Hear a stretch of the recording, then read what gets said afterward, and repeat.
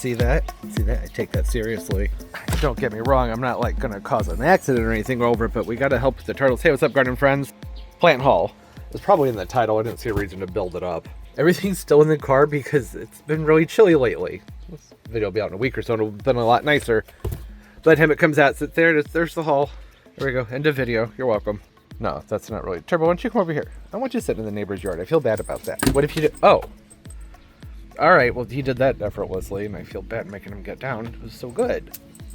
Okay, all right. Yeah, I went to a new nursery. One that I've wanted to go to for a long time. Creekside Nursery. Not the famous YouTube one. They're over in Collinsville, Illinois, I believe. Bit of a drive from where I live in St. Louis, but I mean, really, if you're in the St. Louis metro, it's not bad. Like 20 minutes, if even. It's a very pleasant drive. So, I have some footage of the nursery. It was very pretty, but I'm going to have to do some voiceover with it, so here's that. Aww. Blue butterfly tree. Pretty.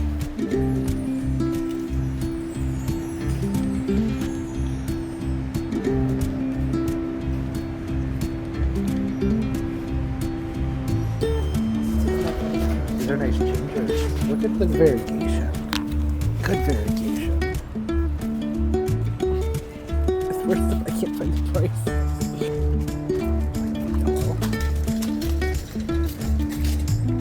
Oh, I mean, seriously though.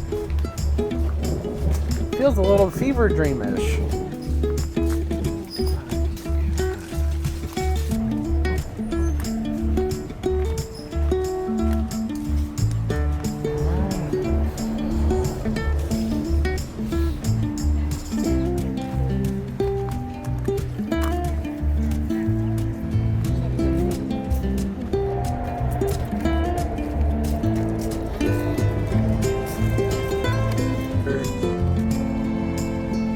They don't get huge. What's the big deal? They're nice color. Really nice color.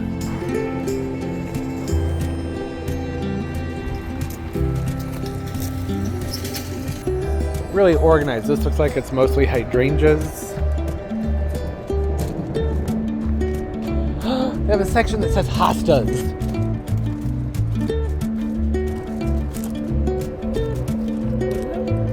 It's a smoke bush. All the nature. Well, it is called Creekside Gardens or Nursery, something like that. It's supposed to be.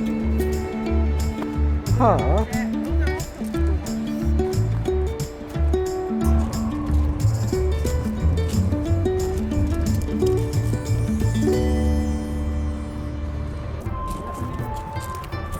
Oh my gosh, so many hostas.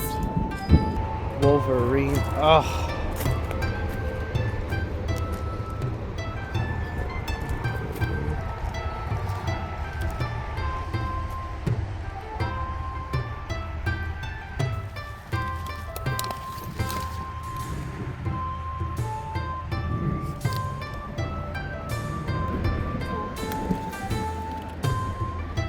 Nice big fragrant flowers. Really fragrant flowers. So many hostas.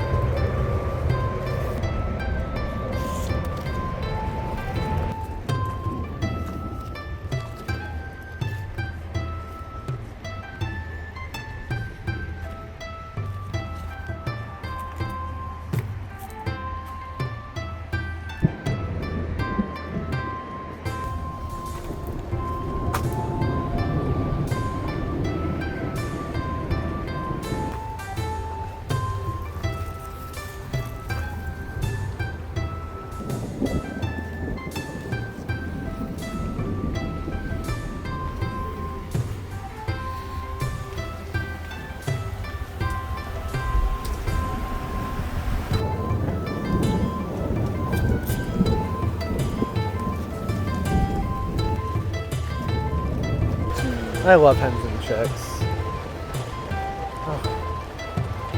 So refreshing to see prices, because these are like $15 at the nurseries I go to at home.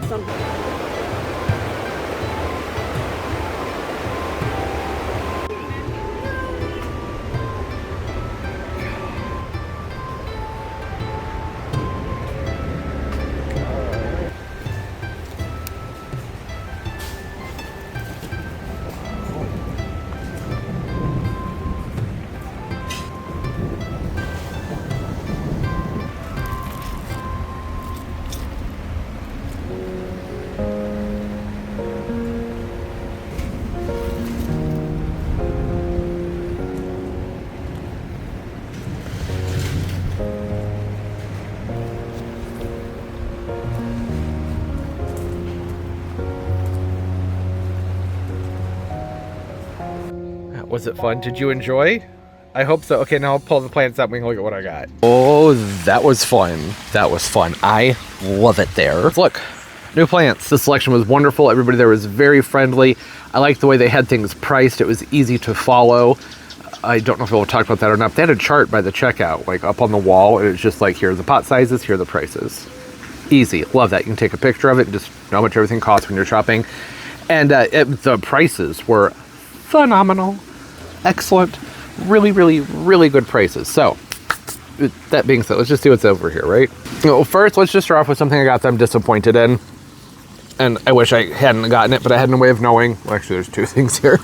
But, you know, sometimes time tells us things, and this has had a little bit of time since I brought it home. So this is a hibiscus. Don't know the type. It's not like one of the ones where it's obvious, you know, like the Yoders, which is that back there with the yellow with the pinkish red middle. I don't know. It had a beautiful orange flower on it. And if you've been following me for a while, you may know every single spring there's a greenhouse around here that I go to that always has these hibiscus, has these gorgeous orange flowers on them, but it's always in a triple or a quad, meaning that it's 3 or 4 other colors mixed in with it, and I don't like that. I hate it.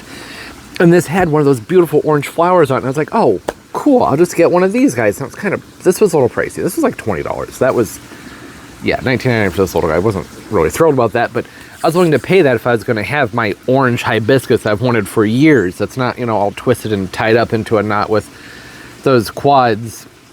Yeah, well, it opened another flower today, and it's yellow. It's a double yellow, even. It's not even orange. So that means that there are potentially 3 different plants in this pot with 3 different flowers on them. Stop. That's not directed at the nursery. You know, these probably just came in with assorted hibiscus and tropicals. But could you just pick a color and just stick it in the pot? Please? Especially when it's this big. I think that it looks ridiculous if you have, especially if one of them's a double, and then you have a single, probably one of those pink ladies, which I don't like, and then who knows what else in the mix. Just put 1 per pot. That would be really nice. So, hey, one of those is a beautiful orange. I don't know what the others are. Well, okay, there's a beautiful orange, that double yellow. I don't know what the third one is. When the orange one blooms again, I'm going to separate it out from the rest, and then I will have my orange hibiscus finally. These things happen. Like I said, they didn't know, probably, that it was a quad. Whatever the case, I got the orange one I've always wanted. It's just in a container. I'm going to have to separate it out, which would have to do with the other ones, but whatever. And then I also, this is just one of those things where I got it, and I'm like, why did I get it? I'm going to let the dog do his thing real quick. Oh, you've decided this is where you want to sit, huh? Okay, that's fine. You can be the star of the show. That's fine with me. This is why I don't know necessarily. Oh, because this is one that I hadn't seen before. Candied Campfire. Right, it has really nice color to it. It was even more colorful, but I had this sitting in the shade for a few days. Really, really pretty, vibrant. Kind of like the Gold Nugget. You know, the Chicks and Charms Sempervivums. I just thought it was a nice looking one. So I grabbed it. I feel like I always see those ones. It's like Pacific Berry Blue, and then the Gold Nugget.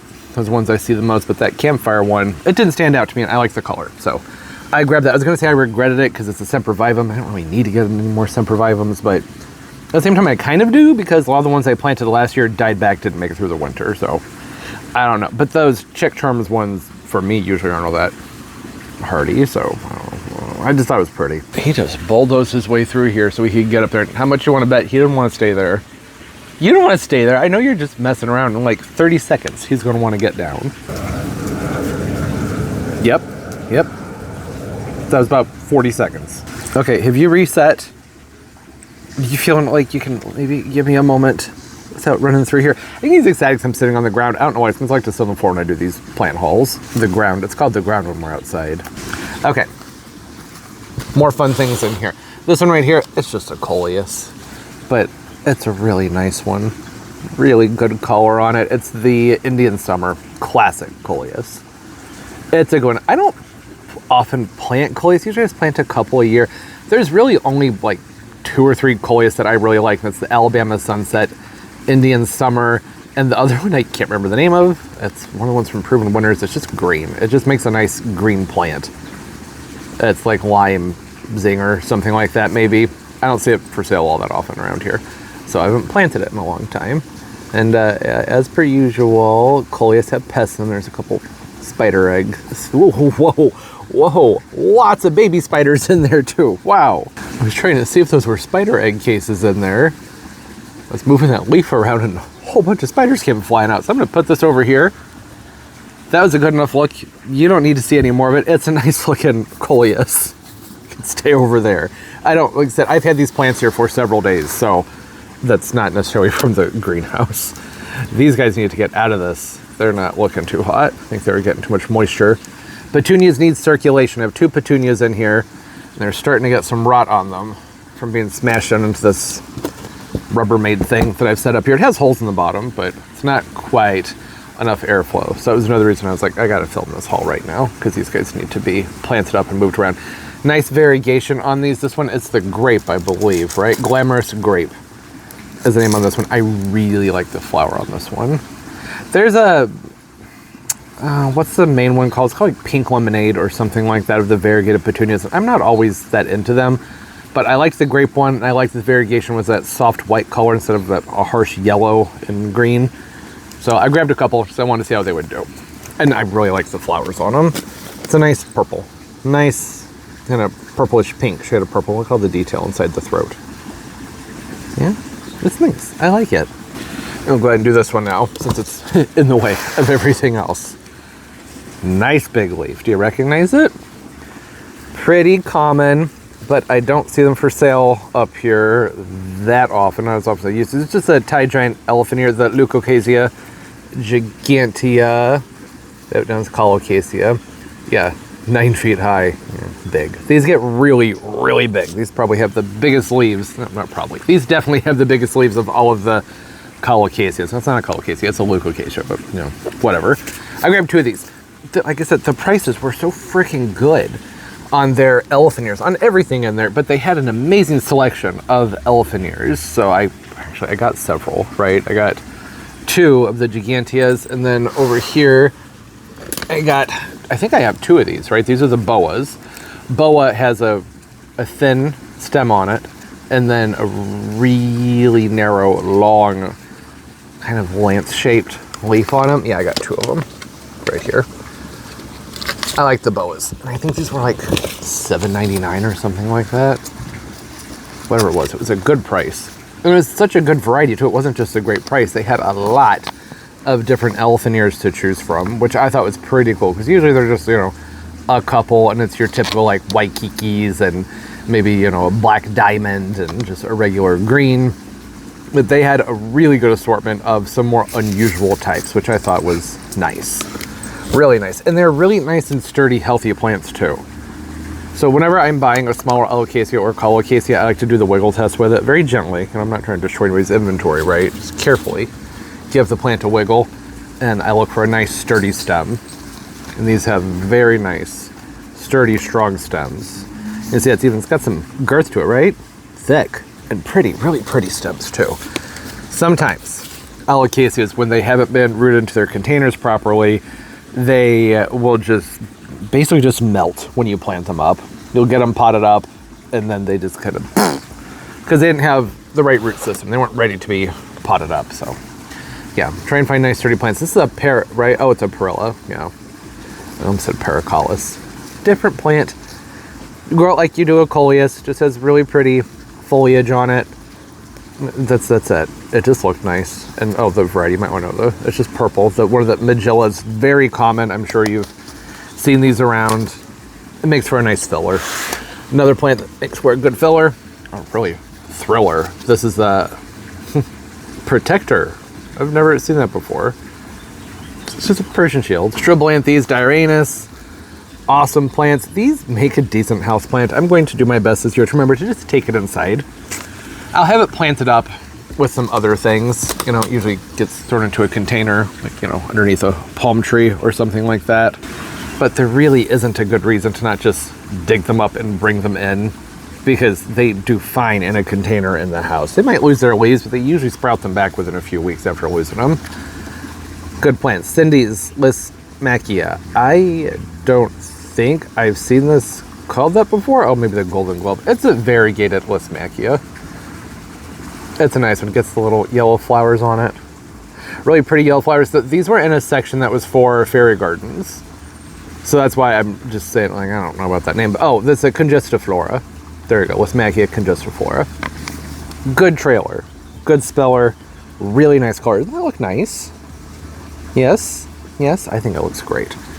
Great color on that one. Oh, another alocasia right here. This one is the Golden Bone, which I was thinking this was a different plant when I got it, and I got home and I looked at Golden Bone and I was like, oh, wait.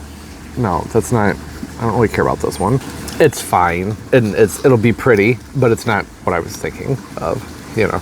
I have a Golden Dragon, and I thought I was grabbing another Golden Dragon, which is stupid, because this looks nothing like the Golden Dragon at all. But I was like, well, it's just really tiny. Now, I know what they look like when they're tiny. Mine was tiny when I got it, too. But it's neat, so I'm still happy that I have it. And then I have a couple of hostas in here, and what's left? A couple more trailers, and I have some big plants over here. They had a really nice selection of hostas. Hopefully you will have seen that. This one right here, Emperor's New Clothes. This is a really cool hosta. I'm actually surprised that I only got one of these.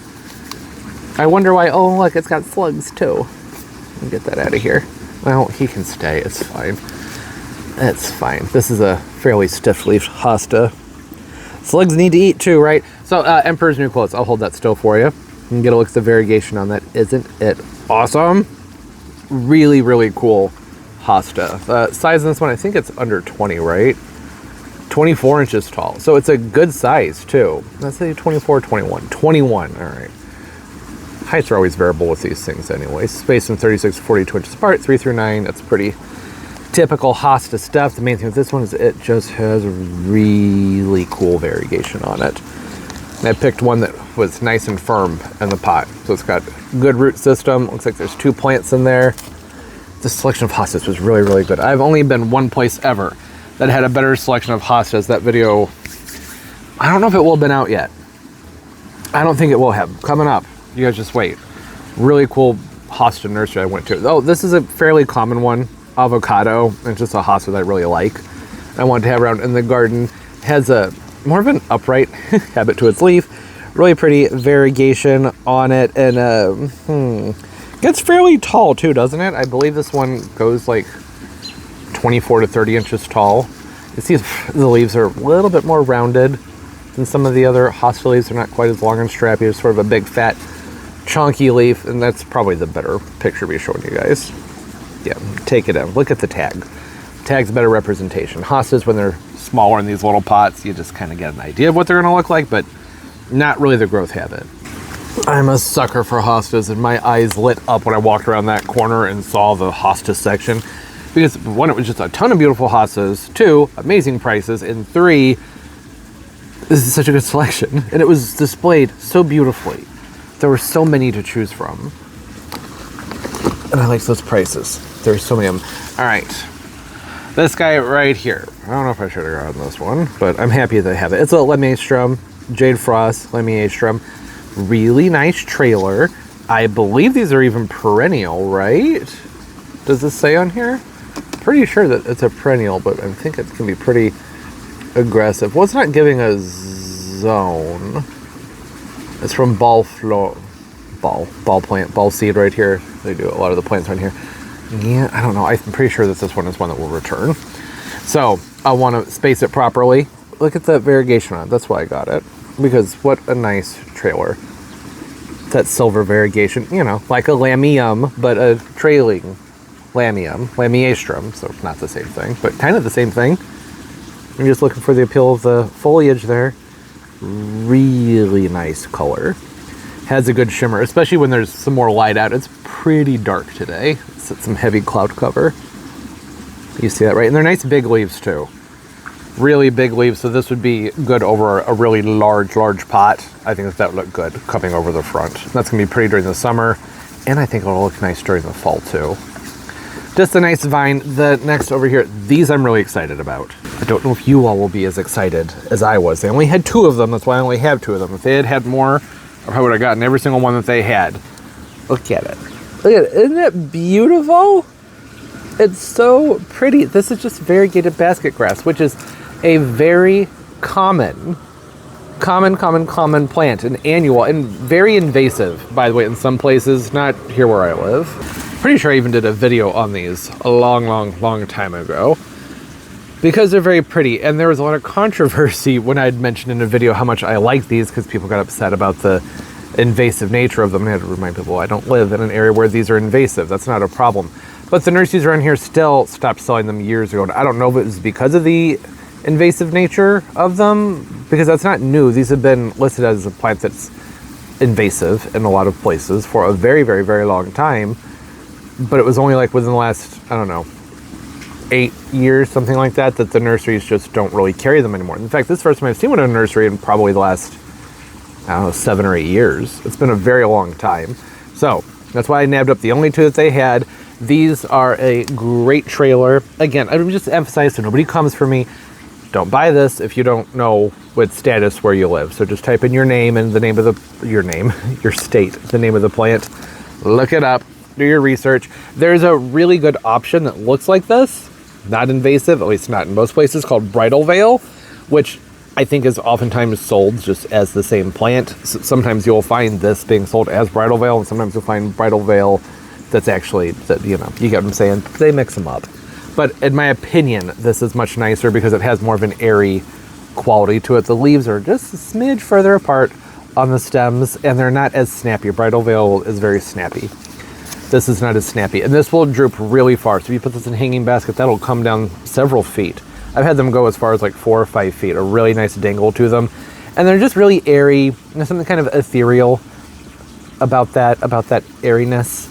You know, the nice long, narrow leaves, and then the spacing. It allows you to have some air movement and some airflow.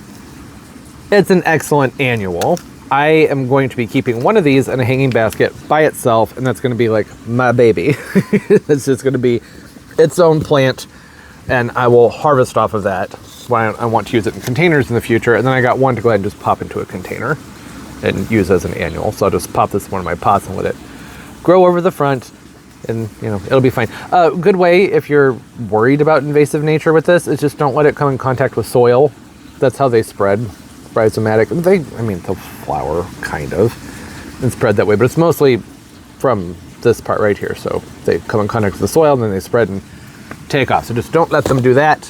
You'll be fine. Well, I oversimplified that. If a piece breaks off and gets into an area where the soil's nice and moist and it could take off, you know, it could still be an issue. If it's invasive, you just really shouldn't buy it, right? Don't get it if it's going to eat your lawn alive. Okay, 3 more. Yeah, aren't they pretty? The prices were so freaking good. These are like usually 45 to 60 bucks over here on this side of the river, or in the city, I should say, in the county. But I think these were 32 or 37 a piece. They are nice big plants. These are perennials. This one right here has a little bit of damage. We had a storm and a plum tree fell on top of it, but it's all right. It's a really sturdy plant. It'll, you know, snap back from it. This is a ginger wine 9 bark right here. There you go. That's the name. Isn't it pretty? Beautiful plant. Really great perennial. It's a part to full sun zones 3 through 7, 5 to 6 feet tall. So it's not one of the ones that gets absolutely massive. It's a good controllable size. And the color, it just has amazing color, doesn't it? Really pretty. I actually really like how this looks over here with this plant too. With this nice glossy foliage on this guy. Do you recognize this one? I've wanted one of these for a while. Doesn't have a tag on it. It's a Carolina Allspice. which is a proven winter's plant. Oh gosh, it's getting eaten alive over here, starting to itch. Really pretty. Big, glossy green leaves on them. They get a really big red flower on them. The proven winners one does have a specific name to it. I don't remember what it is. I have no idea. And since it doesn't have a tag, I can't tell you. Maybe it's just the Carolina Allspice. No? That's weird. Calycanthus. Calycanthus, the Aphrodite sweet shrub. That's what this guy is. This one right here is supposed to be highly fragrant. I planted one of these, just a Calycanthus, wasn't the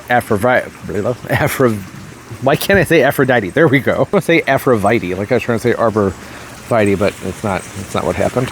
Anyways, I planted one years ago over in my north garden. What's kind of a northwest facing spot, and it wasn't enough sun for it. One of the reasons that I've liked Calycanthus is because they're pretty versatile as far as sun goes, typically, but that just wasn't enough sun for it. And I know that this is said to be like a 4 hours or more per day. I would go like the more on that one. They go 5 to 10 feet tall, beautiful glossy foliage. They look like an evergreen, but they are not. And these will supposedly flower for you like late spring through frost.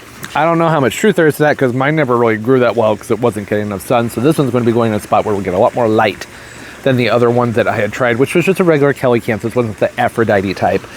Fragrance, people note it all over the place. I know I've heard people say it smells like pineapples, and people say apple, banana, and I think from Proven Winners they were saying like those are maybe bubblegum was one that they had listed. Oh, it's been a while since I've read up on this one, and some don't smell anything at all. It has a really pretty red flower on them. This kind of gives me magnolia vibes, kind of like the banana shrub, which is a magnolia-esque plant that we can't grow here. It's more of a zone 8 and up type of plant, but well, it's not that. It looks just tropical, and I like the versatility, and it's a sturdy plant. Pollinators enjoy them, might end up being fragrant, I don't know, but I have seen these when they get larger and they just look beautiful. Even when they don't have flowers on them, I just like the shape to them, the glossiness of the foliage. I like shiny green foliage a lot, and I like the way these look together too. I think it'd be pretty to have 1 or 2 of these in the garden with a few of these in the front, but maybe one of the others. There's another 9-bark, can't remember the name of it, but it stays smaller and keeps that hedge. Although these don't really, 9-barks don't take to pruning all that well. So, I don't know, maybe not that. I just like the shiny green with the red next to it. Really excited about, I'm excited about the 9-bark. I'm really excited about this one. The 9-bark I just haven't bought because the price, I was like, it's not juicing worth the squeeze around here. But for that price and the size of them, I said, okay, let's go ahead and give one a try. I could use more color out here, so that's why I have that. Next, and lastly, look at that. Beautiful flowers, right? Very pretty. Isn't it pretty? Camellia patens. I cannot remember the common name on this one. Is it just called a fireworks plant? Oh, it's the Camellia patens. Really awesome tropical shrub. You can grow these, I believe, in zone 8. I'm pretty sure. Really fast growers. Hummingbirds love these. I haven't seen these for sale, not where I live, in a few years. They used to come up with the tropicals with like the hibiscus and stuff every year. It was pretty common to see them at the nurseries, but it's been a while since I've seen them. So I'm going to try and hold on to this one. These overwinter very well for me in my grow space. I put them kind of on the darker side, and I don't really water them. I just let them hang out, let them stay dry and dark, like I do with my Brugmansias and Lantanas, Bougainvillea, those things. That's why I'd say more on the dry side. And it, loses a lot of its leaves, just turns into sticks, but flushes back out when it gets warm outside. And I can usually get a good amount of growth on these too. So this little guy hopefully will be about, I'd say, I don't know, 3 to 4 feet tall by the time it's ready to take it inside, and just covered in these tube-shaped flowers. This is kind of in between its flower sets right now, but you can see that right there. Really nice color to it, a good texture. They are somewhat pendulous the way they hang off of the plant. And again, this is one that I like to have around for the pollinators because they just go nuts for it. I have a lot of stuff planted out here for the pollinators, but I have noticed that like Kupfia and these things, hummingbirds go nuts for them. I already have all the gingers and other things, honeysuckles, trumpets, but doesn't hurt to have more, especially when it's one that's very easy to overwinter, and it's just easy to grow in general. They like a lot of sun, and they'll be drought tolerant, but if you can give them lots of moisture, they will grow and respond to it. But you have to have well draining soil. It needs to be warm. It needs to be getting a lot of sun in order to be getting much moisture, because they can rot. On that note, I think that this pot, it has a hole in the bottom. Well, it had a lot of water pouring out of it, so maybe that hole's clogged up. So I'm probably going to want to get this guy potted up sooner than later. Actually, all of these I can get potted up basically now. I've been waiting for a palm tree delivery, which they showed up yesterday. So that would, if things look different out here than the videos you've been watching recently, then that's why, because this is being filmed in the past. But yeah, usually pot that up. They don't even need to go into that larger container, so I just punch my microphone. Generally, I would probably take this up to like a, I don't know, 12 to 14 inch pot. It doesn't need to be very big. I put it on drip and just boom. Explosive growth. Everything I got, it's a pretty good grower. I don't know about the Emperor's New Clothes Hosta. Haven't grown that one before, or that grape variegated petunia. I'm usually disappointed with the variegated petunia, so we will see on that golden bone alocasia, which is cool, but it's not what I thought it was. But still gonna be fun to grow it.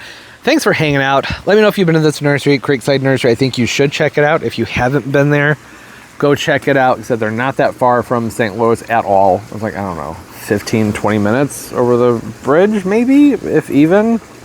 It's not far from the world's largest ketchup bottle, which I did go out of the way to see it, because I was like, well, I want to see that. It's a water tower. It's not a ketchup bottle, it's a water tower. But hey, neat stuff, great nursery, and I love that the nursery was covered. I don't know I'm gonna say in the voiceover, so I don't want to be redundant there. All right, hey, thanks for hanging out. Hope everybody's doing well, having a great day, great life, and it's going absolutely beautifully for you.